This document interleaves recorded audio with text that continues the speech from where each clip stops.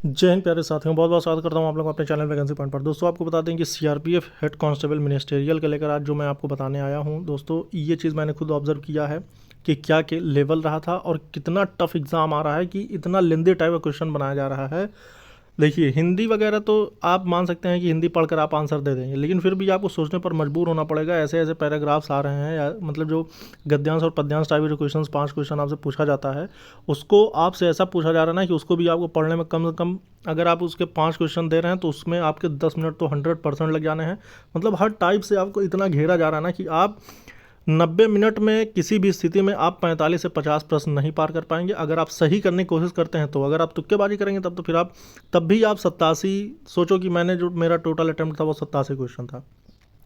87 में मैंने बहुत सारे ऐसे हैं जो एक्सपेक्टेड मैंने टिक कर दिए, वो बात की बात है। लेकिन अगर आप सही करने की कोशिश करेंगे तो 45 से 50 से आप बिल्कुल भी ऊपर नहीं जा पाएंगे, क्योंकि इतना ज़्यादा टाइम लग रहा है। मैं आपको क्वेश्चन का लेवल बताऊंगा, हर चीज़ बताऊंगा। वीडियो के तक बने रहिएगा। चैनल को सब्सक्राइब नहीं किया तो चैनल को ज़रूर सब्सक्राइब कर लेना, क्योंकि आपकी सीआरपीएफ से संबंधित और जो भी भर्तियों की आप तैयारी कर रहे हैं, हर भर्तियों से संबंधित आपको मैं अपडेट देता रहता हूँ। आपके मन में किसी प्रकार का अड़चन है, आपका एग्ज़ाम कब है, आप लोग अपनी एग्ज़ाम डेट ज़रूर कमेंट करके बताइएगा। मैं आज आपको बताने वाला हूँ कि आखिर आपकी कट ऑफ इस अकॉर्डिंग क्या रहने वाली है, जो कि मैंने खुद ऑब्जर्व किया है।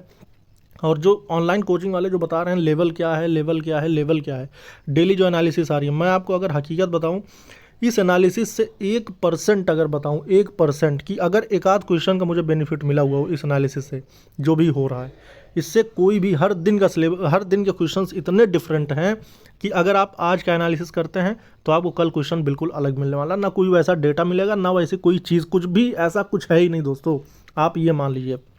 आपको मैं बताऊंगा कुछ क्वेश्चंस जो कि मैंने खुद मैंने मतलब वहाँ पे दिया। देखिए सबसे पहले वहाँ पर जैसे एक नॉर्मल क्वेश्चन होता है कि अगर चीनी की के रेट में 25% की वृद्धि हुई तो उसके खपत में कितनी कमी की जाएगी, उसके मूल्य में वृद्धि है, मतलब कि ये चीज़ें बरकरार हैं। उसके बाद लेकिन ऐसे नहीं पूछ रहा, ये तो लाइन आपकी सेम मिल गई, लेकिन लास्ट में जो आपसे पूछ रहा है कि उसके रेट में या फिर बचत में 4.5% की अगर वृद्धि होती है तो उसके खपत का परसेंटेज बताएं। मतलब ऐसा बना दिया जा रहा है ना कि अगर आप पूरा क्वेश्चन सॉल्व भी कर लेंगे ना तो उसका एक टॉपिक अंत में आपको और सॉल्व करना ही पड़ेगा।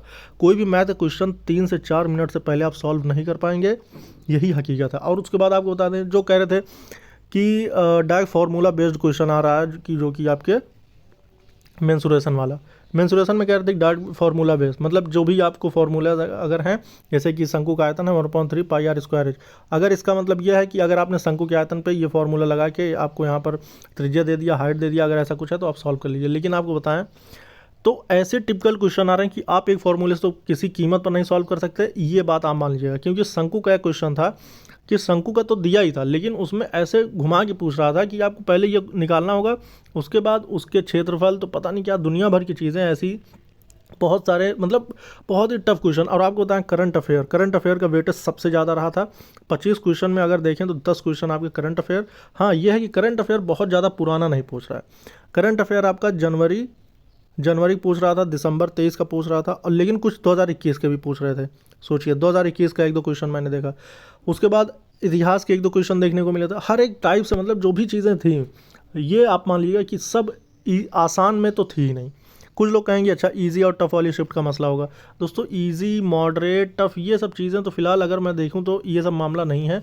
मामला ये है कि 15 लाख फॉर्म पड़े हुए हैं और 15 लाख फॉर्म के लिए सिर्फ 1400 पोस्ट है। तो इसको अगर आसान बना देंगे तो फिर हर लड़का ही 90 क्वेश्चन करके आएगा, 80 क्वेश्चन करके आएगा और कट ऑफ जाएगी 95, 96। मगर ये है कि ये भी होना ठीक नहीं। अब जो इसमें बिल्कुल धुरंधर अभ्यर्थी हैं, धुरंधर का मतलब कि जैसे मतलब बहुत बेहतर करने वाले, आप सोचिए रीजनिंग, बहुत सारे ऐसे कैंडिडेट से मैं मिला जिन्होंने कहा कि रीजनिंग के भरोसे और मैथ्स के भरोसे मैं आया था, कि सिर्फ मैं रीजनिंग और मैथ्स करूंगा 50 क्वेश्चन हो जाएंगे, उसके बाद थोड़े बहुत हिंदी में कर लूँगा, जीके जीएस भला मुझे एक न टच करना पड़े। लेकिन यहाँ पर आने के बाद सारा ही उनका आंकड़ा फेल हो गया। ना वो हिंदी में सही कर पा रहे हैं, क्योंकि हिंदी के भी क्वेश्चन ऐसे हैं। अच्छा हिंदी में क्या कह रहे थे, हिंदी में कह रहे थे कि ऐसे ऐसे नॉर्मल से क्वेश्चन आ रहा है। दोस्तों आपको मैं बताऊं, जितने ही वर्ड, अगर पर्यायवाची भी पूछ रहा है, पर्यायवाची अगर पूछ रहा है तो पर्यायवाची में भी ऐसे वर्ड आ रहे हैं जिस वर्ड को आपने कभी सुना ही नहीं होगा।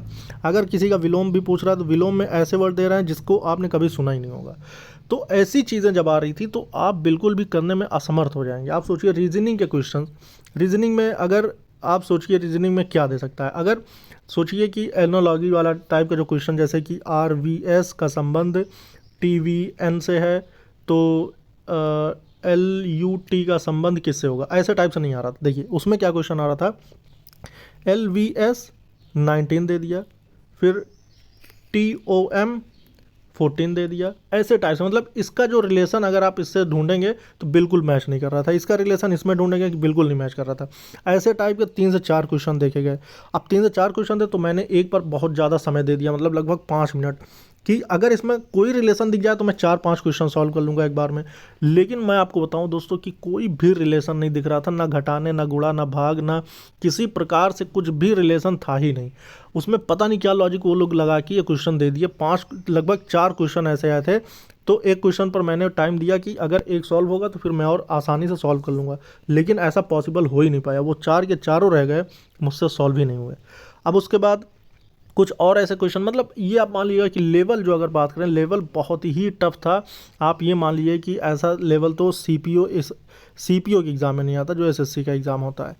आप ये मान लीजिए कि अगर आपको इतनी ही गहरी तैयारी करनी है तो आप SSC CPO की तैयारी कर लें। आपके लिए जो अब की बार का HCM का एग्ज़ाम रहा है ये बेहद ज़्यादा टफ है। अब अगर हम इस अकॉर्डिंग, अब देखिए, क्योंकि आपको पता है कि 45 से 50 क्वेश्चन से ज़्यादा तो किसी के सही होने वाले नहीं है, क्योंकि इससे ऊपर जिसने भी किया है वो तुक्केबाजी करी है। तो 45 से 50 भी अपने आप में एक टास्क होगा इसमें किसी के अगर आ जाए।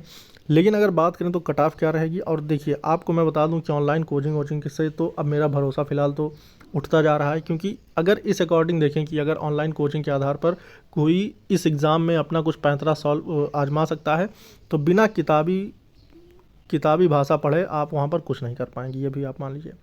कुछ क्वेश्चन तो ऐसे थे, मैं आपको सच्चाई अगर बताऊं तो आप उसकी लैंग्वेज नहीं समझ पाएंगे।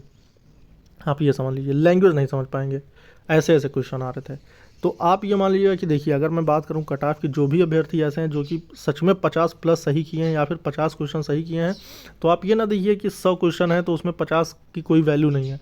दोस्तों 50 जितने सही कर दिए हैं ना, वो बहुत बड़ी बात है, ये मैं आपको बता रहा हूँ।